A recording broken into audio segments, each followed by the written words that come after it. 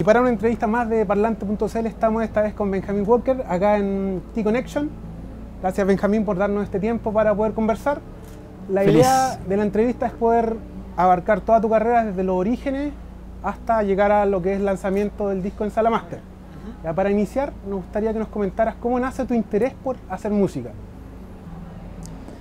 El interés por la creación en particular, yo creo que viene como en la adolescencia, pero la música como siempre estuvo presente, la verdad. Desde muy chico, sobre todo con el canto, cantaba mucho, casi que insoportablemente, en el jardín, en el colegio. Me gustaba, no sé, aprenderme las canciones desde que te enseñan cuando eres chico, en el colegio, hasta ya la música que uno empieza a escuchar en la casa o por sí mismo. Y empecé a hacer canciones en un periodo en que estuve viviendo fuera de Chile con mi familia. Vivíamos en un pueblo que se llama Princeton, en New Jersey, en Estados Unidos. Y eso fue como a los 14 años. Y esto ocurre porque, bueno, yo igual tocaba guitarra desde hace varios años atrás, pero no necesariamente creando canciones. Y llegar a un país nuevo, donde no está tal vez la red de contactos que uno tiene cuando, bueno, obviamente se cría en un mismo lugar, se hacen los amigos del barrio, los amigos del colegio. Tenía mucho tiempo de estar solo o de estar conmigo y la guitarra, de estar conociendo por mi cuenta cosas nuevas. Y yo creo que en todo este contexto como también un poco de nostalgia por Chile, porque una edad en particular en que uno se forma mucho como identidad, como por los gustos propios, las amistades o las cosas que uno hace, empecé a pasar más tiempo con la guitarra, aprendiendo canciones. De esas canciones que iba aprendiendo, iba empezando a jugar ya con letras propias. Las herramientas que iba agarrando en la guitarra, las empezaba a usar para yo atreverme un poco con mis cosas. Y ahí empezaron a aparecer las primeras canciones. Ya, perfecto. Dentro de ese rol de creación, dentro de ese rol de inculcarse en la música o tener la música inculcada en el alma, ¿tu madre tiene cierta influencia? Sí, obvio. El hecho que yo me gustara cantar desde chico tiene que ver con que, como mi mamá es colega, la música es algo que estaba presente en la casa todos los días. Mis juguetes eran instrumentos cuando chico. El hecho que ella haya participado en Mazapán tiene como una escuela de música Claro, muy fuerte en lo infantil. Entonces tenía ahí a la Cuncuna María en primera fila en la cuna. Y obviamente es potente. Mazapán en particular es una escuela muy linda para nutrirse de sonidos, de estilos distintos.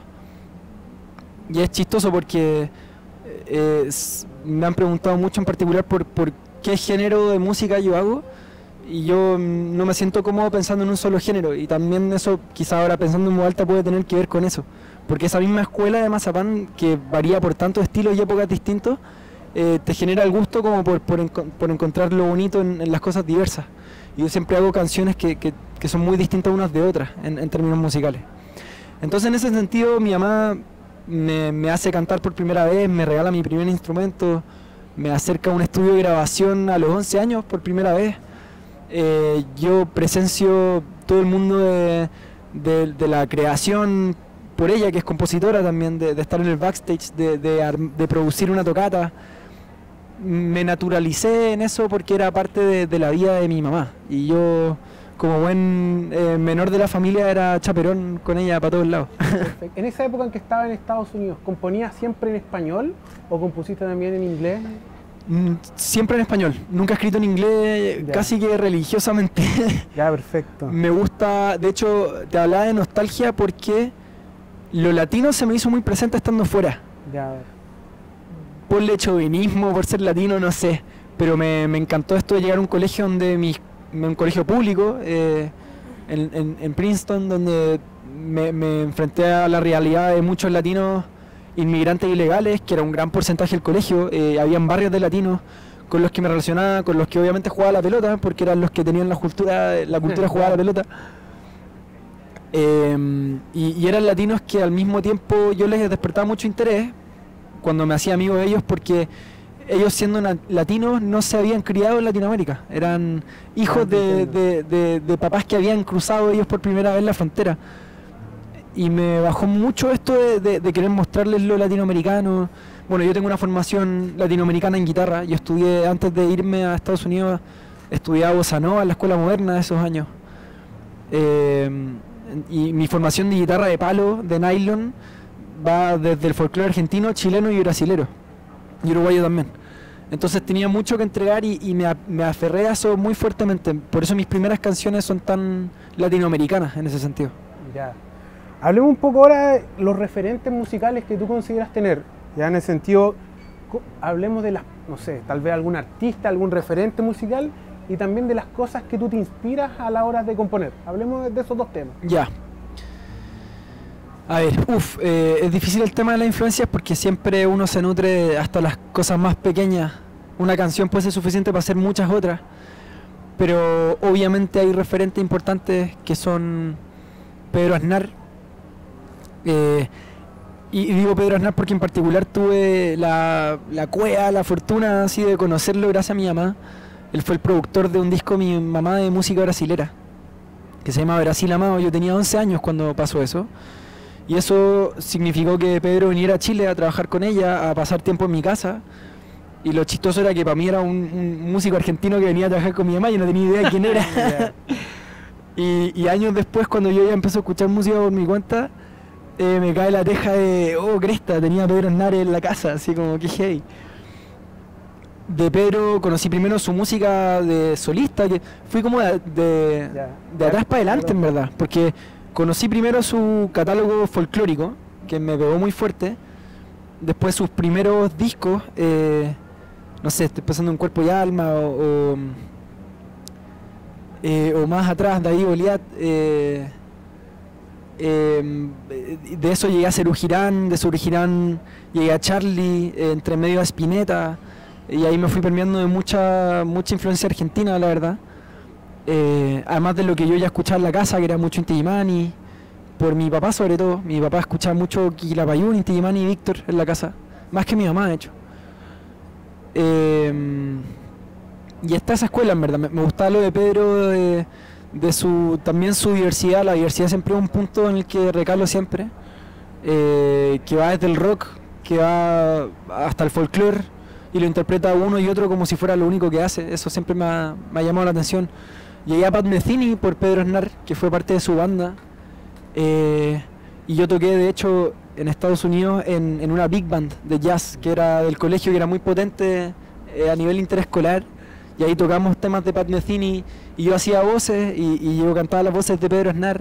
Era muy chistoso, como que siempre estuvo presente en verdad. Y bueno, está también Caetano, está Jorge Drexler en esa época, que es bien evidente que tiene mucha importancia en mis creaciones. Eduardo Mateo, quedándome en Uruguay,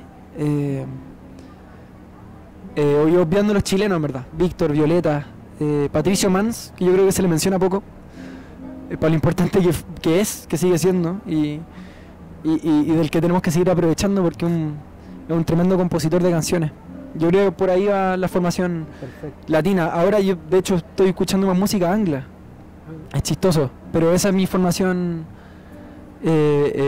como base originaria, yo creo. Y a la hora de componer, ¿qué dices? ¿Qué es lo que crees tú que te inspira a la hora de crear? Me inspiro de hechos personales, que pueden ser relatos. Hay muchos relatos como tramas en las canciones que hago. Tengo una cosa como de... No puedo hablar de cosas que no tengan sentido, como si no fueran leídas como un texto.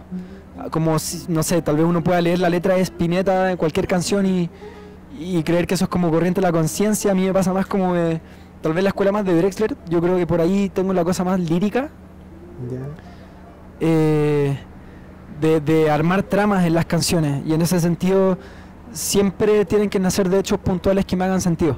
Mi criterio para saber si estoy escribiendo versos que me hacen sentido o me gustan tiene que ver con si estoy contando o no lo que me está pasando de forma correcta, o de forma original, o de forma interesante, o simpática, chistosa, etcétera. Si me emociono un poco con el verso al que estoy llegando en relación a lo que me pasa en ese minuto, sea amor, desamor, alguna anécdota que me contaron, un cuadro que vi, siempre en relación a algo que tengo en la guata y que quiero convertir en palabras o música. Perfecto. Hablábamos recién, nos comentabas algo sobre Violeta Parra. Este año se cumplen 100 años del natalicio de Violeta. Ya hemos visto ya que se han hecho varios shows en los cuales se han interpretado la discografía de Violeta. ¿Qué te parece a ti? ¿Cuál, de alguna forma, crees tú que es el real aporte a la música de Violeta? Desde tu visión, claramente. Desde mi visión, bueno, yo creo que el personaje de Violeta y todas las Violetas que hay, refiriéndome a su época, a sus aportes puntuales que pueden ser muy diversos, tiene que ver con amor propio, en términos de saber de que las riquezas pueden estar aquí. Chile tiene la particularidad, y esto lo he hablado mucho con mi maestro Chicoria Sánchez, que es mi maestro de guitarra y de composición. A propósito de Violeta, que él viaja mucho con Isabel Parra interpretando sus canciones. De que en Argentina se toca música argentina, en Uruguay se toca música uruguaya, en Brasil música brasilera, y en Chile se toca música argentina, música uruguaya, música brasilera. Y Violeta es una figura que viene a decir: hay oro entre medio de los cerros, de los pueblos, de aquello de lo que podemos calar bien adentro de la cultura chilena. Y hay joyas, hay canciones de las que podemos estar orgullosos, de las que nos podemos jactar. Y si Violeta es la figura que es hoy día, es porque el catálogo que ella logra recoger, más allá de las composiciones de ella, que ese es otro tema, me estoy fijando en el tema de recolectar cosas que están aquí en Chile, es encontrar el sentido a lo que tenemos aquí en nuestras manos. Yo creo que el mejor homenaje que le podemos hacer a Violeta, más allá de conciertos, más allá de homenajes explícitos a ella, que por supuesto son bienvenidos, es seguir repitiendo el valor que encontró ella, que es el amor propio, de saber que hay canciones, hay músicos y hay arte en Chile del que tenemos que estar orgullosos y al que tenemos que darle la oportunidad de hacer crecer. Hasta el día de hoy, no sé qué le pasa, hay algo muy idiosincrásico chileno de no convencernos de lo bueno que somos en algunas cosas, de tener ese amor propio.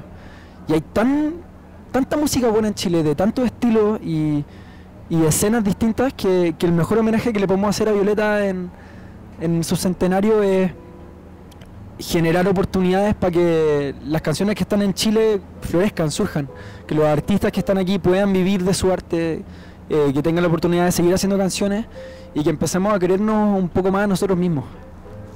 Perfecto. Cambiando de tema radicalmente, enfoquémonos ahora un poco en lo que es tu nuevo disco, Brotes. ¿Ya? ¿Qué piensas tú que lo diferencia de Felicidad, tu primer disco? ¿Ves diferencias abismantes? ¿Piensas que es la continuación de un camino? No, yo en lo personal veo muchas diferencias. Que son un poco orgánicas, en términos de que Felicidad son esas canciones que yo empecé a escribir allá, cuando vivía en Estados Unidos. En otro periodo son canciones diversas porque yo también estaba buscando en estilos distintos. Ni siquiera estaba buscando, me gustaba el bossa nova, entonces escribía un bossa, me gustaba el pop y escribía algo más pop. Esa inquietud siempre la voy a tener, en verdad. Pero en este disco, con un poco la curatoría de Javier Barría, que es un personaje al que tenemos que nombrar porque a mí me ha influenciado mucho en mi oficio de compositor y de creador y de intérprete, es que él me ayudó a hacer una curatoría de canciones que vienen tal vez de un nicho parecido. Y en ese sentido un disco homogéneo, es un disco que está trabajado como disco, canciones que tienen una identidad común sonora, y un disco que teníamos como premisa encontrar un sonido, no sé si propio, yo soy escéptico con creer que uno inventa cosas, todos rescatamos de todos lados, pero sí que me hiciera sentido a mí, por lo menos, y en ese sentido Felicidad, que dispara para muchos lados distintos, tiene esa diversidad que tal vez no tiene Brotes, en tanto es un concepto como disco. Las canciones tienen una sonoridad parecida entre ellas, y eso es algo que creo que se logró muy satisfactoriamente en lo personal. Perfecto. Hablemos ahora, recién comentaba un poco de que Javier Barría estuvo a cargo de la producción del disco. También tuviste colaboración, como por ejemplo, de Carolina Nissen. Cuéntanos cómo se gestó eso, ¿se conocían de antes? ¿Cómo llegó ¿Cómo Javier llega a producir tu disco y cómo logras colaboraciones de ese tipo?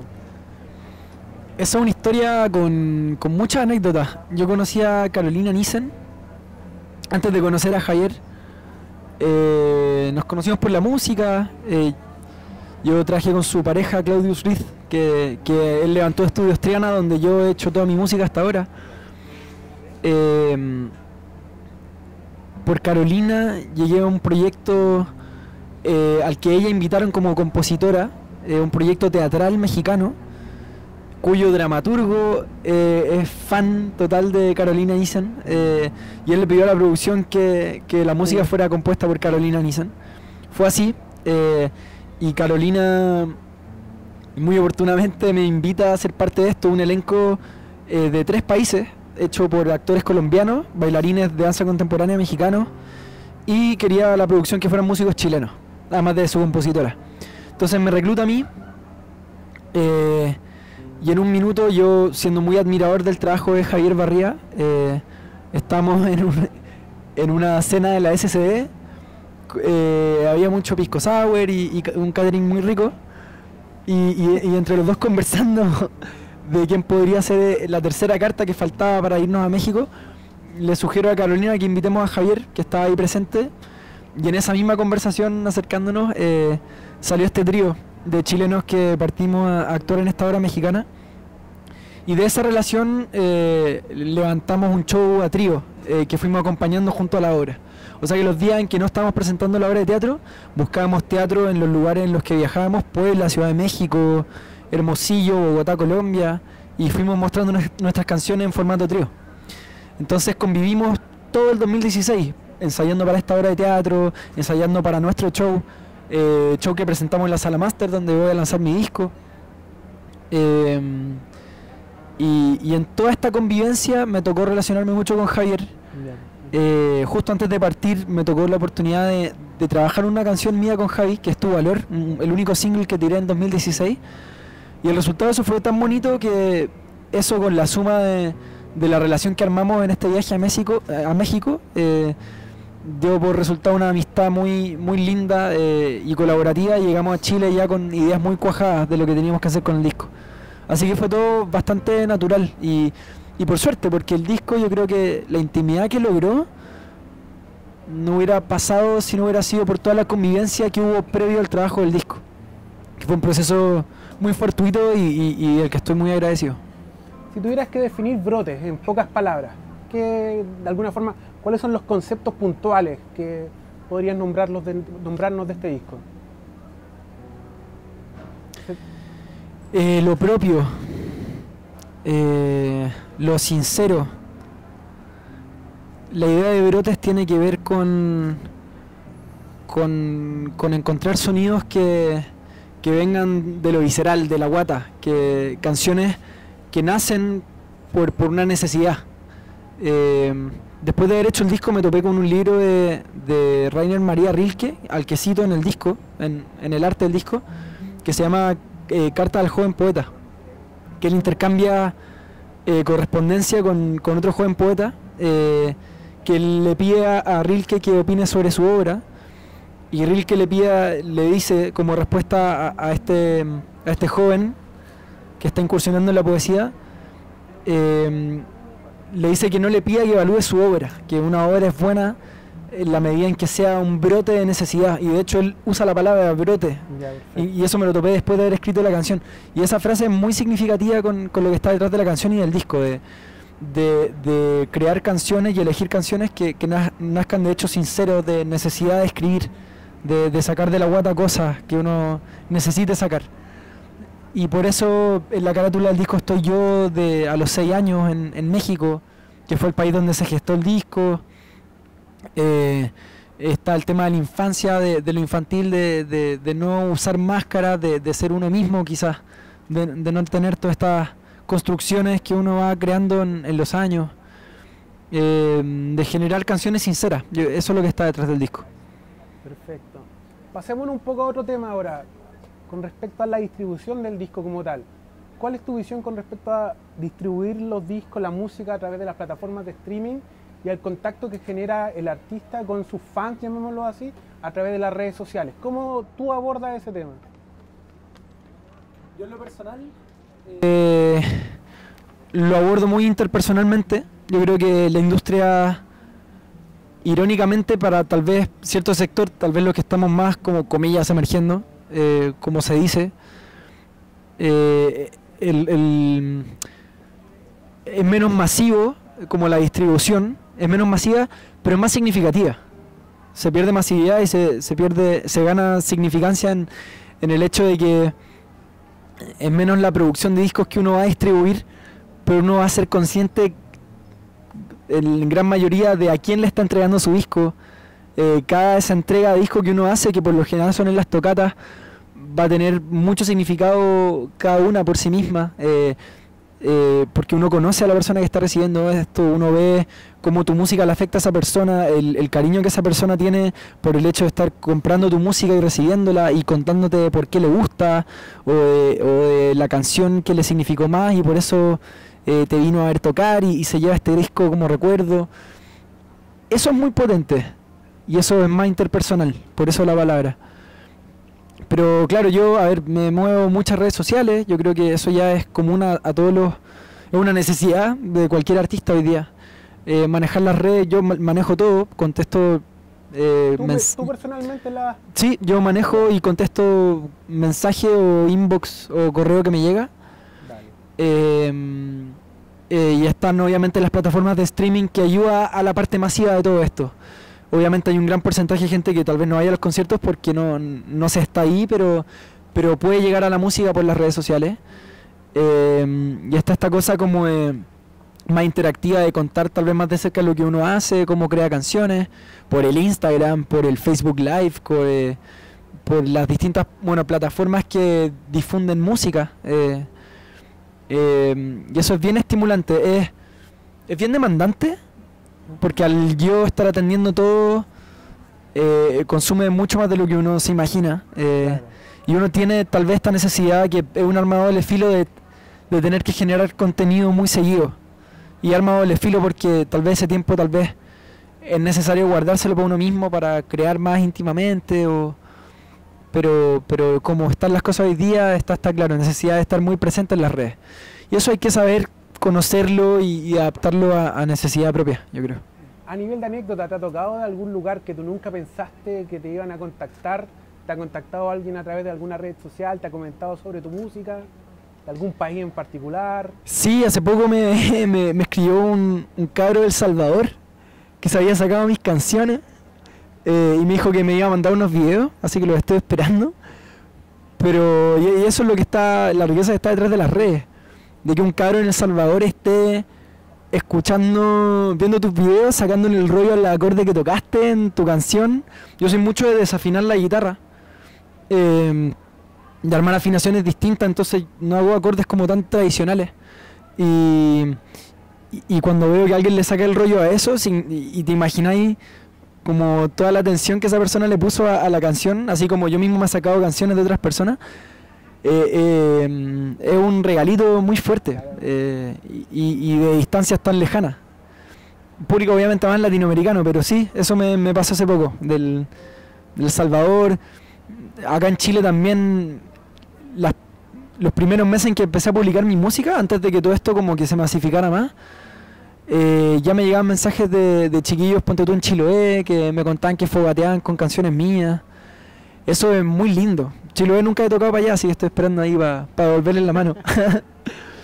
Pero son, los covers que aparecen, yo creo que es lo que más da chochera, yo creo. Porque estáis viendo ahí en vivo que alguien se dio la molestia de poner una cámara en su pieza, interpretar una de tus canciones, entregarle algo propio. Esas cosas son impagables, son muy bonitas y te llenan mucho. Enfoquémonos ahora en el 8 de septiembre, en el lanzamiento del disco en Sala Master. ¿Qué tienes preparado para ese día? Cuéntanos un poco la antesala del show.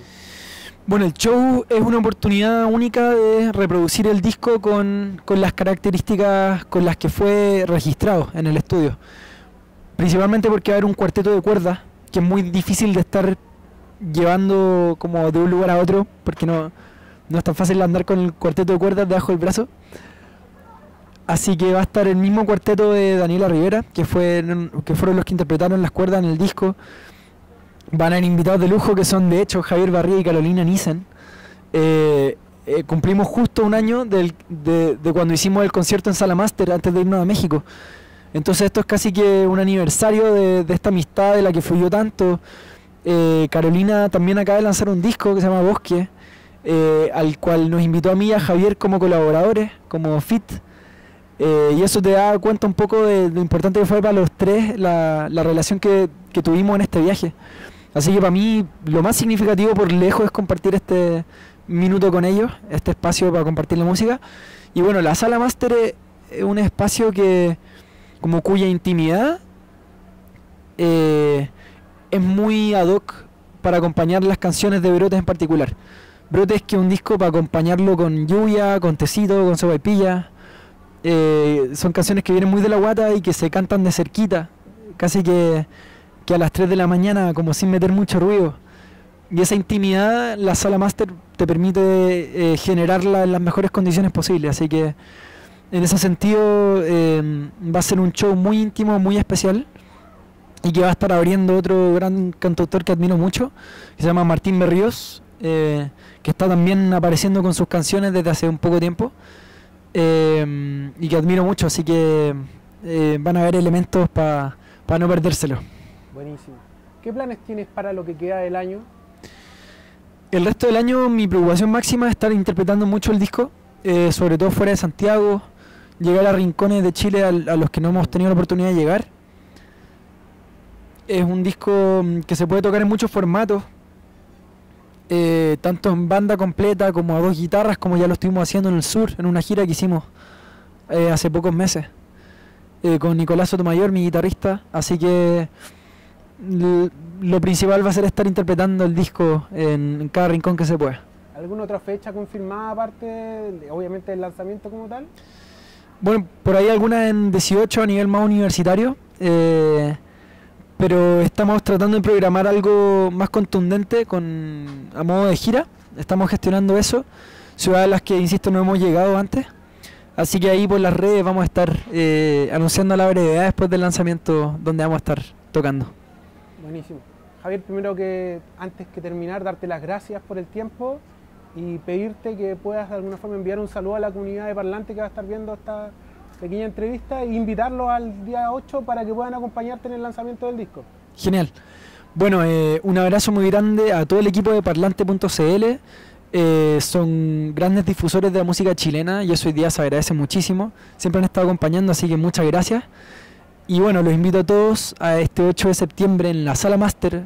Puertas abren a las 8:30. Valor de entrada general en puerta 7.000 pesos. Va a estar el disco físico disponible, arte diseñado por Dailif, que quedó muy bonito, que trabajamos arduamente para que ustedes tuvieran un lindo regalo ese día. Así que va a ser un hecho puntual que no se pueden perder y los invitamos a todos para que vayan.